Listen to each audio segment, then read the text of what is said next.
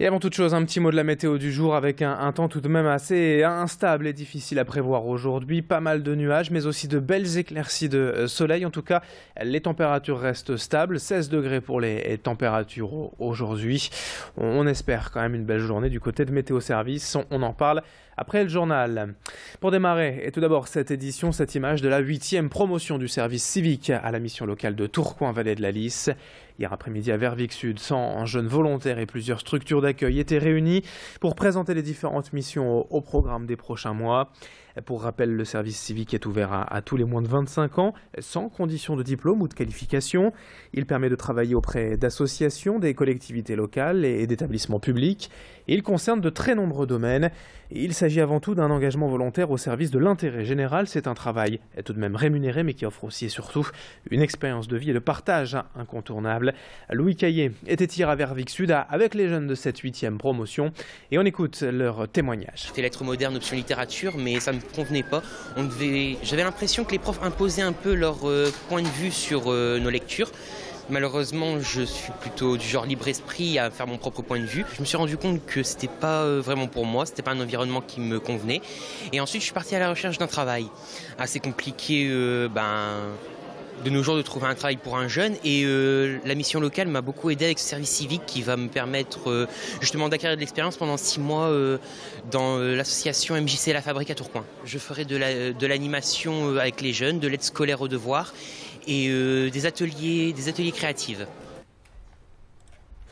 Autre image dans l'actualité pour évoquer cette mobilisation de la police technique et scientifique aujourd'hui dans la région. Les agents demandent une réforme de leur statut en termes de rémunération, de retraite et de reconnaissance de leurs fonctions.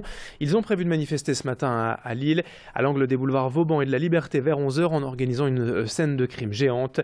Nous y serons et on en reparlera donc dans nos prochaines éditions cet après-midi. Une autre info en bref, ce matin au chapitre social, la poursuite du mouvement des avocats contre la réforme de l'aide juridictionnelle. Réunis hier en Assemblée générale, les avocats de la région ont voté pour le maintien de la grève et ont prévu de manifester ce matin devant la cour d'appel de Douai. Dans le reste de cette édition, on va évoquer Noël et la course aux cadeaux. Vous avez certainement déjà reçu chez vous les traditionnels catalogues de jouets. Et vous l'avez remarqué également, les rayons sont prêts dans les grands magasins. En ce début novembre et moins de 2 mois avant les fêtes, les professionnels n'hésitent plus à jouer la carte Noël bien avant les festivités. Le grand rush n'est tout de même pas annoncé avant la fin du mois, mais on connaît déjà les tendances de l'année. Star Wars sera bien sûr un incontournable. Les produits de l'arrivée de la trilogie et la sortie de l'épisode 7 en décembre devraient cartonner. Les incontournables mignons du film éponyme et la Reine des Neiges seront également mis en avant.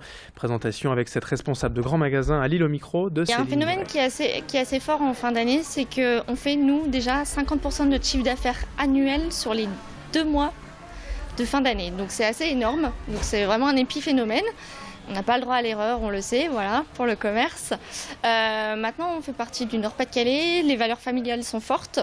Donc Noël est un incontournable et les enfants de toute façon auront un cadeau, quel que soit le budget des familles. Ils feront attention sur la nourriture, mais voilà, à Noël, il faut impérativement qu'on honore la commande du Père Noël. Donc il y a des gens qui font leurs achats bien à l'avance, justement, pour être sûr d'avoir le cadeau que l'enfant souhaite.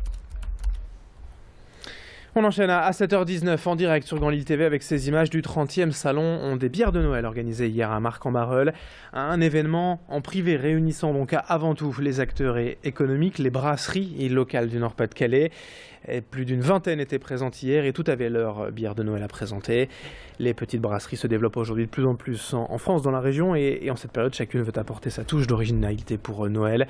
Soyez rassurés, un salon ouvert au public est organisé prochainement le 12 novembre à Lille pour une grande soirée de lancement de ces breuvages événementiels.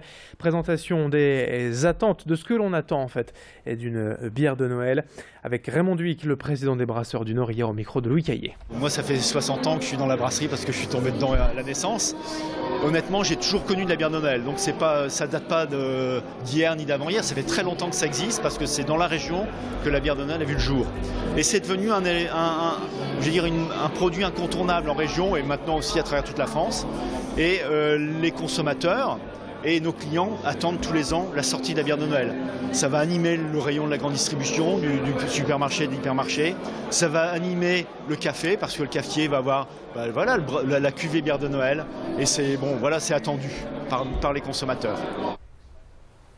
Et puis une rencontre pour terminer ce journal avec Paul Persson, de passage ce week-end à Lille avec la tournée autour de la guitare. Il était avec d'autres stars comme Axel Bauer ou Johnny Clegg venus célébrer cet instrument mythique sur la scène du Zénith. Il en a aussi profité pour présenter son dernier album, un live en double CD-DVD enregistré durant sa dernière tournée. Cet album intitulé Électrique Rendez-vous permet d'apprécier en live le jeu de guitare unique de Paul Persson. Sa voix chaude et rocailleuse résonne ainsi sur scène et sur Grand Lille TV. Et puisqu'Alison Pelletier l'a rencontré pour nous. Je voulais garder un souvenir, ça faisait 4-5 ans que je bossais avec mes potes du groupe à l'Ouest. On avait déjà fait Face A, Face B, l'album Puzzle 14 l'année dernière. Donc voilà, je me suis dit ça serait peut-être bien d'avoir un témoignage de ce qu'on a vécu ensemble. Donc voilà, c'est pour ça, il y a un double CD, un DVD. C'est un témoignage aussi pour dire, voilà, on est en 2015, je suis toujours là, je suis encore vivant et voilà ce que je fais, quoi. Allez, fin de ce journal. Dans un instant, à suivre la météo et l'infotrafic en direct sur Grand Lille TV.